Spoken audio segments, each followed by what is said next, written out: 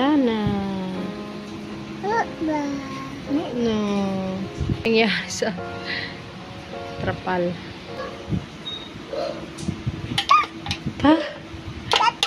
Papa ba yun? Papa daw, papa.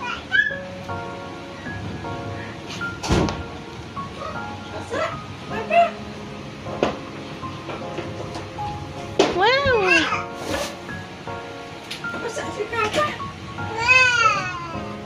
Wow! Ang lakas ng ulan ah.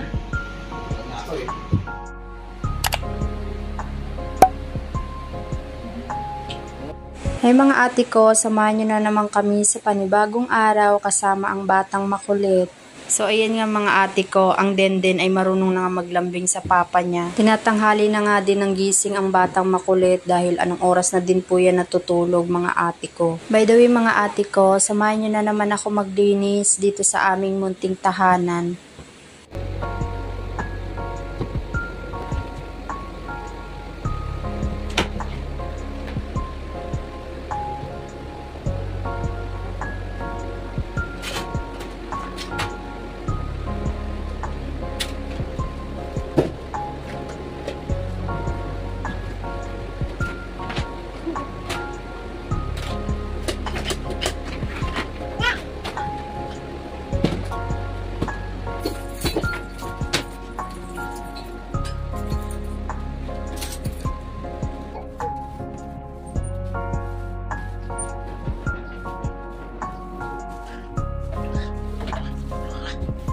Excuse po, bebe.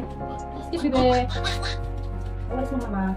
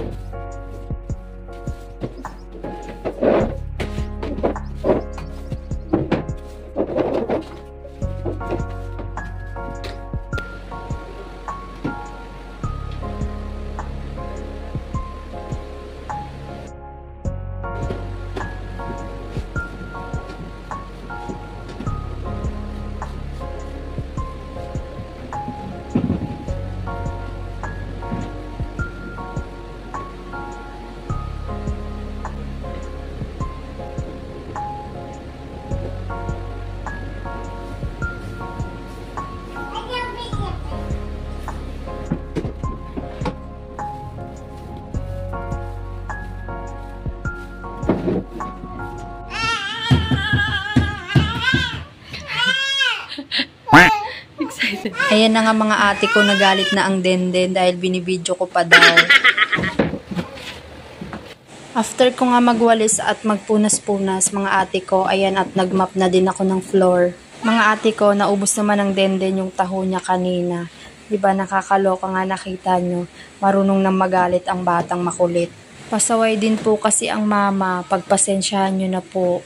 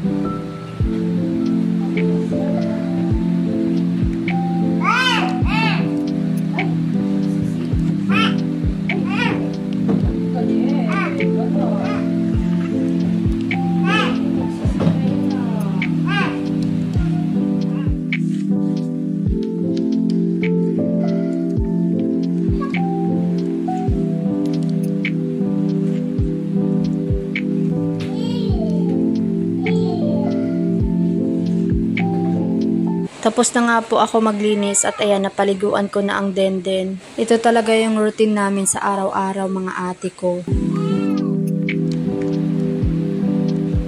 Nakakain na kami ng Denden at nakaligo na din ako.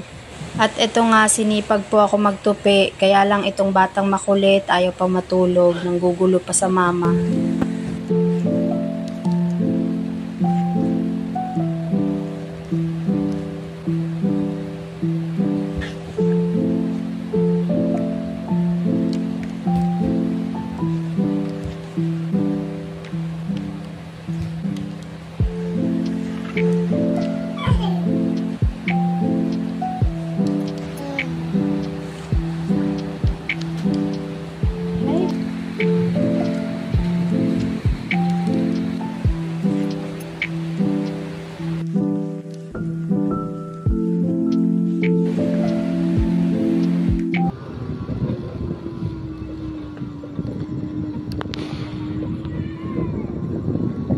So, ayan mga ate ko, kakarating lang namin yan galing ng palengke.